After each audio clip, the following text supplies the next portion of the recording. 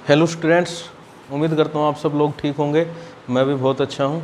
चलिए, आज मैं आपको जो है आपका MMV, diesel mechanic, tractor mechanic, MM, FM पिछले साल जो क्वेश्चन बैंक आया था उसका सॉल्यूशन करवा रहा हूँ। पीडीएफ मैंने जो है ग्रुप में आपके में डाल दी है, क्वेश्चन वाली पीडीएफ जो है, और सॉल्यूशन मैं अभी करवा रहा हूँ। चलिए हम शुरू कर रहे हैं।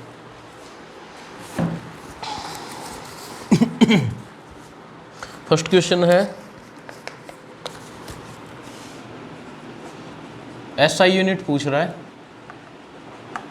किसकी, लेंथ की, और अमाउंट ऑफ सब्सटेंस, लेंथ और अमाउंट ऑफ सब्सटेंस। लेंथ की क्या होती है, मीटर, ठीक है, लेंथ की होती है मीटर, या इसको हम एम से शो करते हैं, छोटे एम से। अमाउंट ऑफ सब्सटेंस की क्या होती है, मोल, इसको हम डिनोट करते हैं MOL से, ठीक है। अमाउंट ऑफ सब्सटेंस यानी पदार्थ की मात्रा। सॉरी। क्वेश्चन नंबर सेकंड में आपसे पूछा गया 1 गैलन कितने के बराबर होता है भाई। क्वेश्चन नंबर सेकंड में पूछ रहा है 1 गैलन। इसमें आपको जो है ना ऑप्शन में क्या दिया गया है, इसमें दिया गया 3.54 लीटर्स, लेकिन आपका जो है 3.785 लीटर्स के बराबर होता है। 1 गैलन कितना होता है, 3.875 लीटर्स के बराबर होता है, ठीक है। लेकिन ऑप्शन में कितना दिया गया, 3.54 लीटर, ठीक है। तो अप्रोक्सीमेट यही सबसे नियर है, इसको ही टिक कर देना आप ऑप्शन। तो यहाँ से एक क्वेश्चन और बनता है 1 बैरल कितना होता है। 1 बैरल होता है अप्रोक्स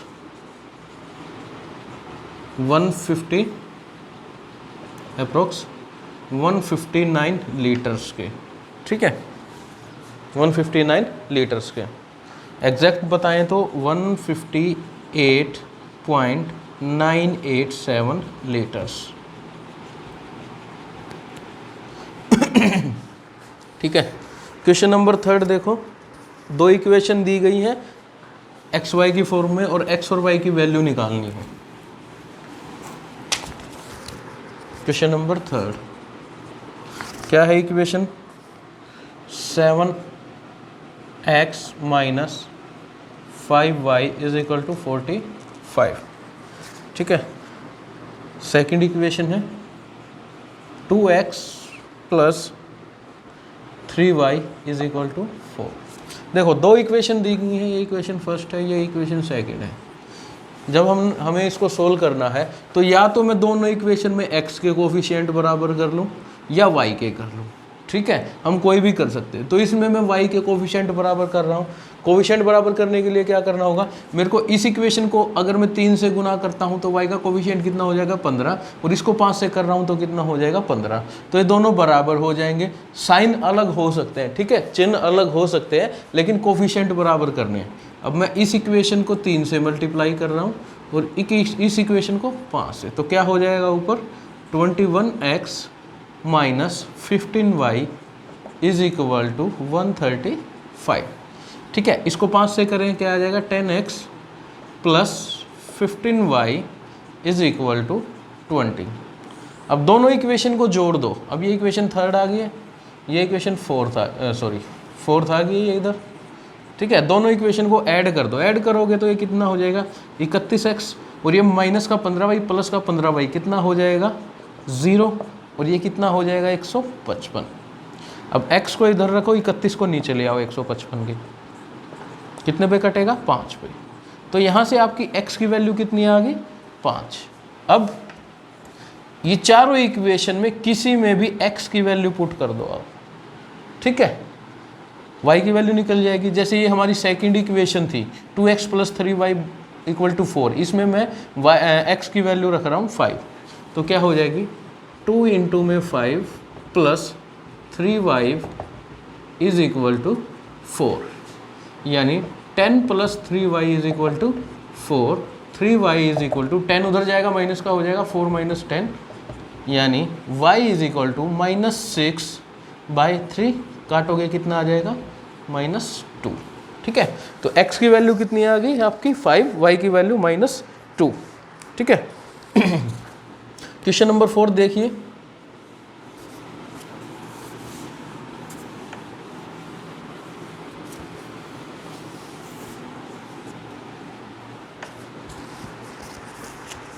क्वेश्चन नंबर 4 देखिए, ये पूछ रहा है कि कुछ ऐसा अरेंजमेंट दिया गया है आपको,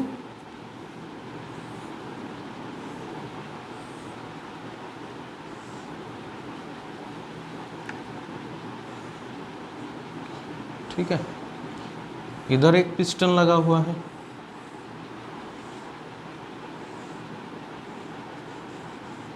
ठीक है, एक पिस्टन इधर लगा हुआ और इसमें आपका फ्लूइड भरा गया है, वाटर है या कोई ऑयल है, कुछ भी है। ठीक है, तो ये बोल रहा है कि इसमें अगर मैं यहाँ से प्रेस करता हूँ तो ये पिस्टन मूव करेगा, इसको यहाँ से मूव कर रहा प्रेस कर रहा हूँ तो ये पिस्टन अपवर्ड मूव करेगा। तो ये कौन सा फिनोमिना है, ये कौन सा प्रिंसिपल है, क्या चीज़ है ये? तो ये आपका पास्कल लॉ था। हमारे एक साइंटिस्ट थे ब्लेज पास्कल, उन्होंने क्या बोला था, अगर किसी फ्लूइड पे, ये फ्लूइड इसमें मान लो फ्लूइड भरा है, अगर मैं एक डायरेक्शन में कहीं से मैं अगर प्रेशर अप्लाई करता हूँ तो जो वो प्रेशर होगा वो सभी डायरेक्शन में बराबर लगेगा। ठीक है, तो ये क्या था, पास्कल लॉ। इसके ही एग्जाम्पल पे, जो पास्कल लॉ के एग्जाम्पल है, हमारी हाइड्रोलिक लिफ्ट काम करती हैं। ठीक है, हाइड्रोलिक लिफ्ट जो होती है वो इसी पे काम करती है। हाइड्रोलिक ब्रेक जो आपकी गाड़ी में या बाइक में डिस्क ब्रेक होते हैं ना, वो आपके पास्कल लॉ पे ही जो है बेस होते हैं। क्वेश्चन नंबर 5 देखें, मरकरी बॉयल सेट, मरकरी का बॉइलिंग पॉइंट पूछा है।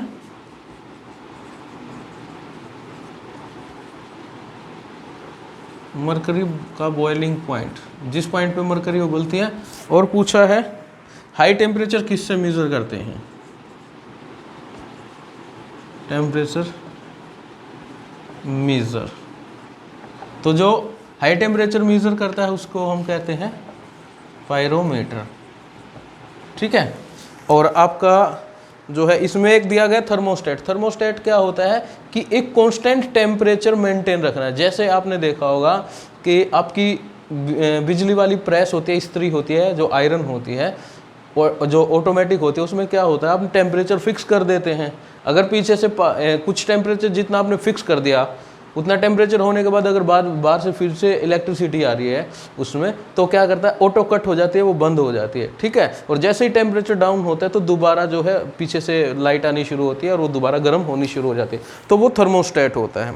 हाइग्रोमीटर इसमें बताया गया, हाइग्रोमीटर आपका क्या करता है, आर्द्रता को मापता है, ह्यूमिडिटी को मापता है। ठीक है, और क्या पूछा था, मरकरी बॉयल सेट, मरकरी का बॉइलिंग पॉइंट है 357 डिग्री सेल्सियस। ठीक है, क्वेश्चन नंबर 6 देखेंगे। क्वेश्चन नंबर 6 को फिलहाल के लिए आप छोड़ दो, हीट वाला मैं एक वो करवाऊंगा आपको, छोटा सा टॉपिक है हीट ट्रांसफर का, उसमें आपको आसानी से समझ में आ जाएगा, फिर आप खुद लगा लोगे। ठीक है, एक 5, 7, 10 मिनट की वीडियो बनेगी, वो मैं आपको करवा दूंगा। क्वेश्चन नंबर 7 देखो, इसने बोला है कि IHP और FHP दिए गए हैं। ठीक है, तो आप क्या निकाल सकते हो, कंप्रेशन रेशो, BHP, RPM, आल। देखो RPM तो निकाल ही नहीं सकते। ठीक है, अगर आपको IHP और FHP दिए गए तो आप जो है RPM नहीं निकाल सकते, रिवोल्यूशन पर मिनट नहीं निकाल सकते, तो ऑल ऑफ दीज और RPM तो वैसे ही हट गया। ठीक है, कंप्रेशन रेशो भी नहीं निकाल सकते, तो अभी बचा हमारा BHP। तो IHP क्या होता है, IHP होता है indicated horse power, indicated horse power. ये वो पावर होती है जो हमारा कंबशन चैम्बर में, जो हमारा इंजन सिलेंडर में, ठीक है, फ्यूल जलने से प्रोड्यूस होती है, जो हमारी फ्यूल जलने से प्रोड्यूस होती है, किसमें, कंबशन चैम्बर में, जो हमारा इंजन सिलेंडर होता है। फिर आता है BHP। BHP होता है ब्रेक हॉर्स पावर। ये कौन सी होती है भाई, ये वो पावर होती है जो हमारी क्रैंक शाफ्ट पे अवेलेबल होती है हमें। ठीक है, क्रैंक शाफ्ट पे अवेलेबल होती है। तो इंडिकेटेड हॉर्स पावर और ब्रेक हॉर्स पावर में क्या डिफरेंस है? इंडिकेटेड हॉर्स पावर से जो इंडिकेटेड हॉर्स पावर है वो ब्रेक पावर तक यानी क्रैंक शाफ्ट तक जाते जाते फ्रिक्शनल लॉस होते हैं कुछ पावर के, ठीक है, कुछ फ्रिक्शनल लॉस होते हैं, उसके बाद जो पावर हमें मिलती है वो ब्रेक हॉर्स पावर होती है, ठीक है। तो IHP और BHP में क्या संबंध है? सॉरी, हाँ, FHP is equal to indicated horse power minus brake horse power, ठीक है। तो अगर आपका FHP और IHP दिया गया तो हम क्या निकाल सकते हैं? BHP निकाल सकते हैं। क्लियर? क्वेश्चन नंबर 8 देखेंगे, आसान है कि भाई heat treatment of steel, steel का हीट ट्रीटमेंट किस लिए किया जाता है भाई? इसने पूछा किस लिए नहीं किया जाता है? हार्ड बनाने के लिए, सॉफ्ट बनाने के लिए, स्ट्रेस हटाने के लिए और कलर चेंज करने के लिए। तो कलर चेंज करने के लिए हम हीट ट्रीटमेंट का इस्तेमाल नहीं करते हैं, ठीक है। क्वेश्चन नंबर 9 देखेंगे कि भाई केस हार्डनिंग में हीट ट्रीटमेंट करते हैं जब हम मटेरियल का, तो जो केस हार्डनिंग होती है उसमें कौन सी प्रोसेस होती है? कौन सी प्रोसेस सॉरी नहीं होती है, क्वेंचिंग होती है, ठीक है, हीटिंग होती है, एब्जॉर्प्शन टाइम होता है कार्बन को एब्जॉर्ब करने के लिए। क्वेंचिंग क्या होता है? जब हमारा मेटल बहुत ज़्यादा गर्म होता है हीट ट्रीटमेंट करने के बाद उसको तेल में डुबोना, ठीक है, उसको वैसे क्वेंच का मतलब होता है बुझाना, ठीक है, तो तेल में डुबो देते हैं उसको ठंडा करने के लिए। तो जो टेम्परिंग है वो नहीं होती है, ठीक है। केस हार्डनिंग में हीट ट्रीटमेंट के जो केस हार्डनिंग प्रोसेस होती है उसमें टेम्परिंग नहीं होती है, ठीक है। क्वेश्चन नंबर 10 देखेंगे, वॉल्यूमेट्रिक वॉल्यूम स्ट्रेस बटे वॉल्यूम स्ट्रेन को हम क्या बोलते हैं? तो ये होता है हमारा बल्क मॉडुलस। मैंने क्लास में बताया था, हल्क से बताया था, हल्क करके ना, क्योंकि वॉल्यूम वॉल्यूम होगा तो भारी होगा, ज़्यादा होगा, ठीक है, और हल्क कैसा होता है? वो भारी होता है, बेडोल होता है, मोटा सा, ठीक है। तो क्वेश्चन नंबर 10 था वॉल्यूम स्ट्रेस बटे वॉल्यूम स्ट्रेन। वैसे वॉल्यूमेट्रिक लिखते हैं इसको, ठीक है, वॉल्यूमेट्रिक स्ट्रेस बटे वॉल्यूमेट्रिक स्ट्रेन किसके बराबर होता है? बल्क मॉडुलस, बल्क मॉडुलस, इसको K से डिनोट करते हैं, ठीक है। क्वेश्चन नंबर 11, ये यार इसमें मेरे को डाउट लग रहा है इसलिए इस क्वेश्चन को प्लीज छोड़ दें अभी के लिए, ठीक है।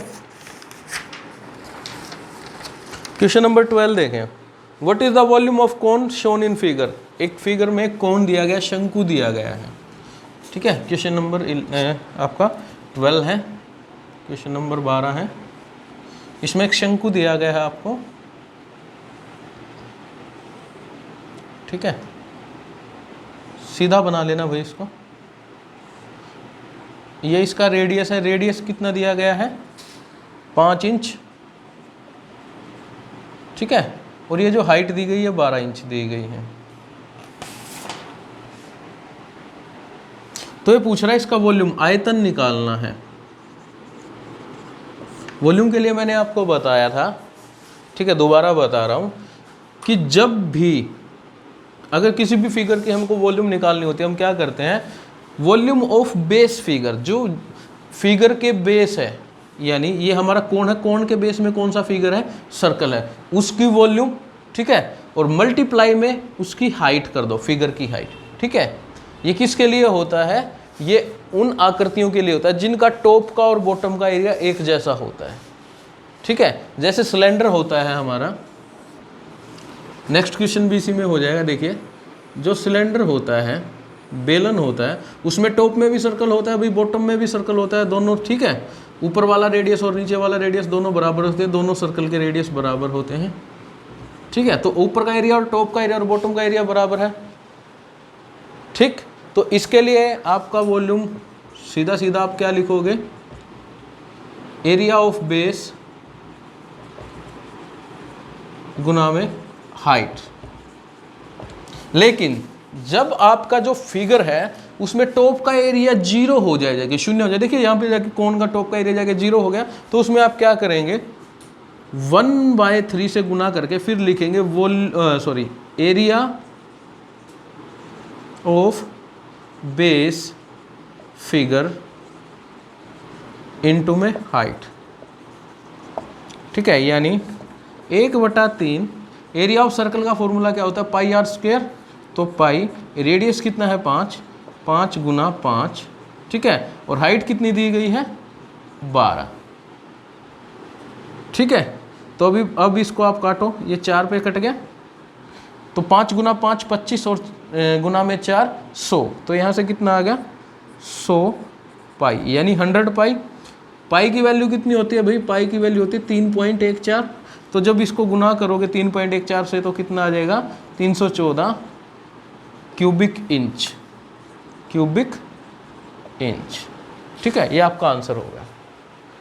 क्लियर, ये आपका क्वेश्चन नंबर 12 का आंसर हो गया। अब क्वेश्चन नंबर 13 पूछ रहा है कि एक सिलेंडर और एक कोन है, दोनों का रेडियस बराबर है और दोनों की हाइट बराबर है, ठीक है। इसको मैं मिटा रहा हूं,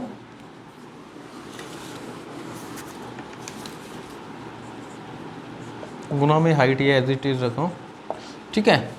ये इसने ये नहीं दे रखा, इसमें कितनी है वैल्यू नहीं दी गई क्वेश्चन नंबर 13 में।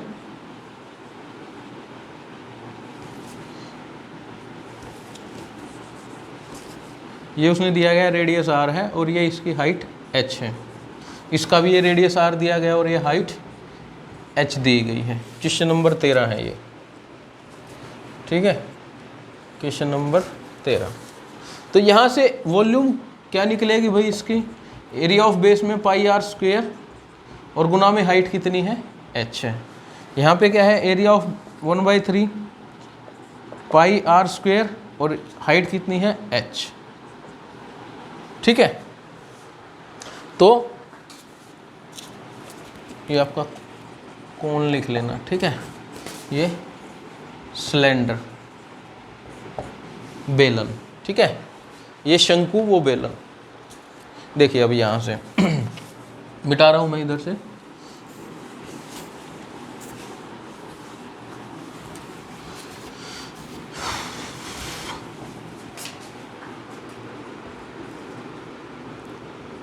क्वेश्चन नंबर 13 कंटिन्यू है। वॉल्यूम ऑफ सिलेंडर बटे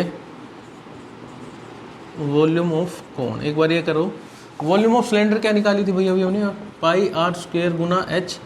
ये क्या निकाली थी 1/3 पाई आर स्क्वायर गुना h। तो ये तो पूरा कट जाएगा, यहाँ पे 1 बचा। अब इसको मैं इधर आर पार गुना करता हूँ, इसको इधर गुना कर देता हूँ, इसको इधर गुना कर देता हूँ, तो क्या हो जाएगा 1/3 volume of cylinder is equal to 1 गुना में वॉल्यूम ऑफ कोन गुना 1। तो यहाँ से क्या आ गया, जो कोण की वॉल्यूम है, जो कोण की वॉल्यूम है वो सिलेंडर की वॉल्यूम का 1/3 गुना है। तो ऐसा किस ऑप्शन में दिया गया है, ऐसा आपका ऑप्शन नंबर 2 में दिया गया है, ठीक है। समझ में आया। क्वेश्चन नंबर 14 देखिए, बड़ा आसान है कि भाई इनमें से जो नीचे स्टेटमेंट लिखी गई इनमें से कौन सी स्टेटमेंट असत्य है, कौन सा कथन असत्य है।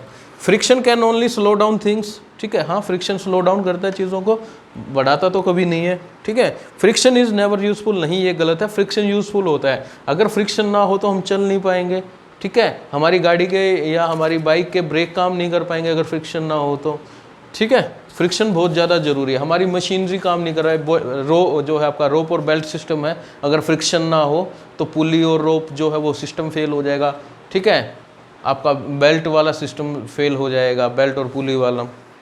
अच्छा जी, friction can stop things from moving, yes, friction जो है चीज़ों को चलने से रोक सकता है, बिल्कुल रोकता है, ठीक है। और sliding friction is more than rolling friction, yes, sliding friction जो है रोलिंग फ्रिक्शन से ज़्यादा होता है। तो ऑप्शन नंबर 2 आपका इसका होगा, ठीक है।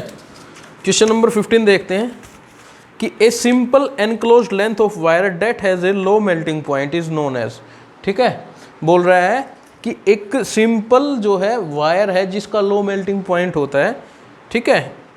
तो क्या होता है, आपने आपके घर में देखा फ्यूज़ जो होता है, फ्यूज़ वायर होती है, वो कौन सी होती है, कॉपर की बनाते हैं। क्यों बनाते हैं, क्योंकि उसका लो मेल्टिंग पॉइंट होता है। लो मेल्टिंग पॉइंट क्यों रखते हैं कि भाई जब भी ज़्यादा, देखो क्या होता है, कई बार पीछे से इलेक्ट्रिसिटी जो आपका ट्रांसफार्मर फेल हो जाता है तो वो ज़्यादा जो है इलेक्ट्रिसिटी आपके घर भेज देता है, ठीक है। अगर ज़्यादा इलेक्ट्रिसिटी आपके सर्किट बोर्ड में घुस गई और पास कर गई तो आपका क्या होगा, पूरे घर के अप्लाइंसेस जो है, सामग्री सारी, बिजली वाली जो सामग्री सारी जल जाएंगी, ख़राब हो जाएंगी ओवर पावर की वजह से। ठीक है, तो जैसे जैसे देखो, अगर फ्यूज़ वायर है हमारी, जैसे करंट ज़्यादा जाएगा तो टेम्परेचर बढ़ेगा, और अगर हमारी फ्यूज़ वायर का टेम्परेचर इतना कम, मतलब जो है आपका मेल्टिंग पॉइंट, जो गलनांक हो, इतना कम हो कि ज़्यादा टेम्परेचर होते ही अगर पावर ज़्यादा आए, ठीक है, तो टेम्परेचर ज़्यादा हो जाएगा, टेम्परेचर ज़्यादा हो जाएगा तो वो फ्यूज़ वायर आपकी गल जाएगी, कनेक्शन टूट जाएगा। तो इस तरीके से अगर पीछे से पावर ज़्यादा आएगी तो जो है आपका फ्यूज़ जो है वो टूट जाएगा, फ्यूज़ हट जाएगा, या बोलते हैं फ्यूज़ ख़राब हो गया, फ्यूज़ उड़ गया। ठीक है, तो आपके घर के जितने भी अप्लायंसेज हैं वो सारे बच जाएंगे। तो इसका आंसर 15th का आंसर क्या होगा, फ्यूज़ होगा। ठीक है, चलिए नेक्स्ट पार्ट थोड़ी देर में करते हैं। Thank you. बचे हुए क्वेश्चन नेक्स्ट पार्ट में करेंगे।